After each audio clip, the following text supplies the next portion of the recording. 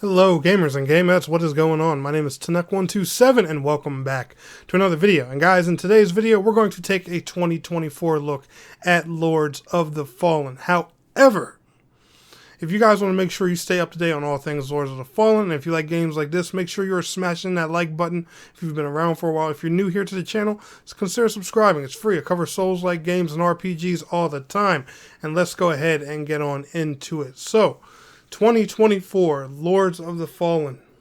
This was a pretty big action RPG that came out around fall of 2023, and it definitely made a lot of noise, got a lot of attention, and turned a lot of heads around that time.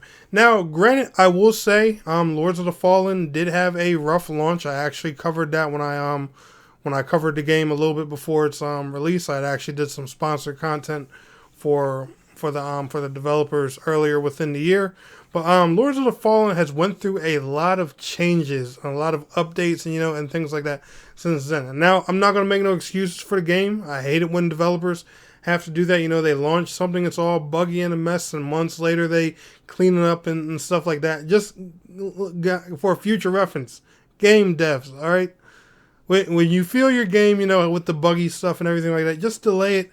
Clean it up while it's still in the oven. Take it out of the oven, clean it up, and then launch it. Y'all will avoid all of the negative press, man, because oh goodness, people eat on that stuff now. You literally got content creators out here dedicating themselves to negativity. But anyway, that's not what we're here for. So how is Lords of the Fallen in 2024? How is it, as an experience and stuff like that? Well, Lords of the Fallen in 2024 is great. I think Lords of the Fallen is a phenomenal Souls-like. And one thing that's unique about this game, one thing that's really unique that I love about this game personally, this reminds me of, the older good old days with the Dark Souls games. As you guys know, From Software's latest Souls, title is Elden Ring. And don't get me wrong, it's very Souls-like in the sense, but it's kind of, Elden Ring's kind of like, how Breath of the Wild changed Zelda, with that more bigger open world approach and stuff like that. Not bashing Elden Ring or anything, so please don't take it that way. But when I play Lords of the Fallen, it just reminds me more of the good old days of, just typical Dark Souls, like Dark Souls 1 and 2, not even Dark Souls 3. Like when I play Lords of the Fallen, it kind of reminds me more so of something like Dark Souls 2, just redone in Unreal Engine 5. And speaking of that, that's probably Lords of the Fallen's best feature, the visuals, or one of its best features, the visuals. This game is done full on in Unreal Engine 5. It is a current gen only game. You can only play this on Xbox Series X and S, PlayStation 5, and high-end gaming PCs. If you got a low spec PC or a last gen console, you are not going to be able to run Lords of the Fallen. Lords of the Fallen is definitely a treat for the eyes. The combat is a lot of fun, stamina based Souls, like y'all know what to expect with the combat. If I had to compare it to any game, I would say it's probably a hybrid system of probably like something like Dark Souls 2 or Dark Souls 3. It's definitely not as, simplistic or clunky, as like Dark Souls 1. It's definitely not as smooth as something, like the Demon Souls remake on PS5. So it's definitely, more of that mixture between Dark Souls 2 and Dark Souls 3's, smoothness with the combat. If I had to compare the game's combat to anything. The best part about Lords of the Fallen is, since it launched in, a late area of 2023 in the fall, not exactly, the end of the year, but getting, close to that thing, the game's still pretty fresh, and they have announced a lot of content plans on it that the developers have not got a chance yet to act on. They released a 2023 roadmap that was talking about releasing all kinds of different holiday events, new quest lines, adding new weapons to the game, new spells, and things like that, all kinds of different goodies. Some of that stuff they've added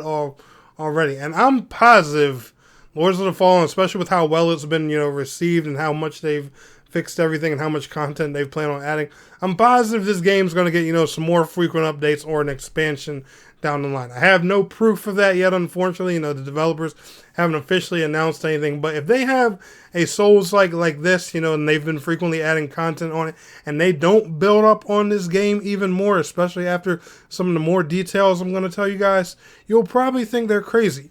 Now, one other thing I have to mention to you guys when it comes to this Souls-like, this is the first and only Souls-like out there, besides the 2D Souls like Salt and Sacrifice. This is the only one that has full-on crossplay between all three platforms. Now, granted, I had actually made a crossplay guide for this game in 2023 as well, and crossplay was very complicated at the time. There was a thing where only console and PC could play together. The two consoles couldn't play together and stuff like that. Since then, all of that has been sorted. PC and console can play together. So Xbox and PC, Xbox and PlayStation, PlayStation and PC, PlayStation and Xbox. Y'all can co-op together. You can PvP each other. That's right. You can PvP against PC players as a console players can PvP against PC players. It's not a first-person shooter, so you know you don't have to worry about somebody having mouse and keyboard or aim assist advantage or whatever. You know, it's good old gritty Souls-like combat. You know, the only thing that can screw you in this is lag.